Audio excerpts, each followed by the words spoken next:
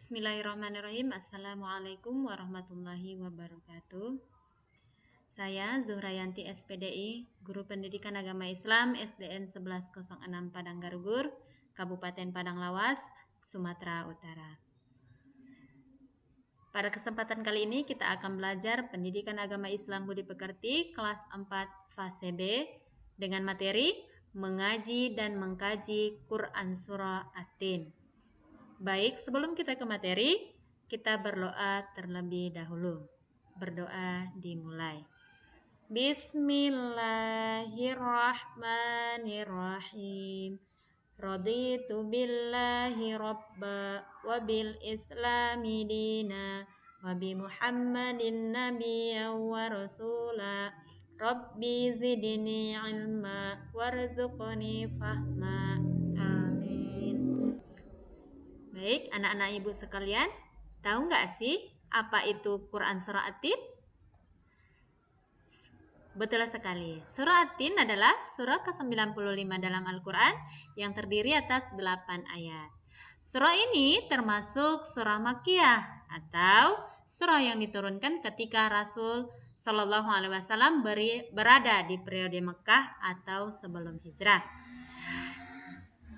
Sedangkan nama At-Tin itu terambil dari kata pada ayat pertama surah ini, yaitu At-Tin. Artinya adalah buah tin. Nah, ini adalah Quran Surah At-Tin ayat 1 sampai 8. Kita baca sama-sama yuk. Bagus sekali. Adapun untuk penjelasan ayat Quran Surah At-Tin ayat 1 sampai ayat 8 sebagai berikut ya. Kita simak dengan seksama. Surah At-Tin ayat pertama. Bismillahirrahmanirrahim. Wattini wazzaitun. Artinya demi buah tin dan buah zaitun. Buah tin dan zaitun banyak tumbuh di kota Syam, di mana sekarang namanya adalah negara Palestina, Suriah, Yordania, dan Lebanon. Dan Baitul Maqdis, Yerusalem Palestina, tempat para nabi diutus, antara lain Nabi Isa alaihi salam. Surah At-Tin yang ayat kedua dengan bunyi wa turi sinin, demi Gunung Sinai. Gunung Sinai itu terletak di Mesir. Gunung Sinai ini adalah tempat Nabi Musa alaihi salam bermunajat kepada Allah Subhanahu wa taala. Surah At-Tin ayat ketiga, wa hadzal baladil amin, dan demi negeri yang aman ini. Adapun maksud dari negeri yang aman ini adalah kota Mekah. Mekah adalah merupakan tempat kelahiran Nabi besar Muhammad SAW, dan juga dari kota tersebut adalah diutusnya Nabi kita Nabi besar Muhammad SAW. Surah At-Tin ayat keempat. Laqad khalaqnal insana fi ahsani taqwim. Sungguh kami telah menciptakan manusia dalam bentuk yang sebaik-baiknya. Allah Subhanahu wa taala menciptakan manusia dalam bentuk yang sebaik-baiknya, jauh lebih sempurna daripada hewan ataupun binatang. Itulah maksud daripada kesempurnaan manusia itu, diciptakan dengan sebaik-baiknya. Di mana Allah Subhanahu wa taala membekali manusia dengan akal dan juga sifat-sifat unggul. Surah At-Tin ayat kelima. Tsumma radadnahu asfala safilin.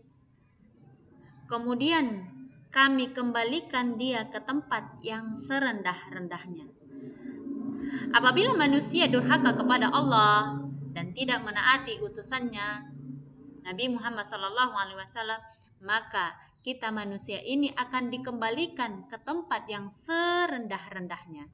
Apa itu? Yaitu ke dalam neraka.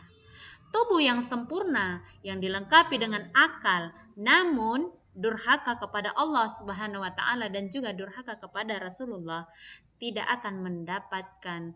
akan menyelamatkan manusia dari azab Allah Subhanahu wa taala.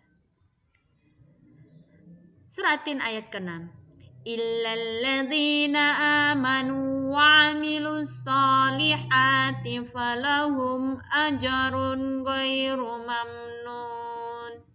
Kecuali orang-orang yang beriman dan mengerjakan amal soleh, maka bagi mereka pahala yang tiada putus-putusnya. Orang-orang yang benar-benar beriman dan mengerjakan kebajikan akan dibalas dengan pahala yang tidak ada putus-putusnya dan diselamatkan dari neraka. Surah At-Tin ayat ke-7. Fama yukadzibuka ba'du biddin. Maka apa yang membuatmu mendustakan setelah adanya penjelasan-penjelasan itu?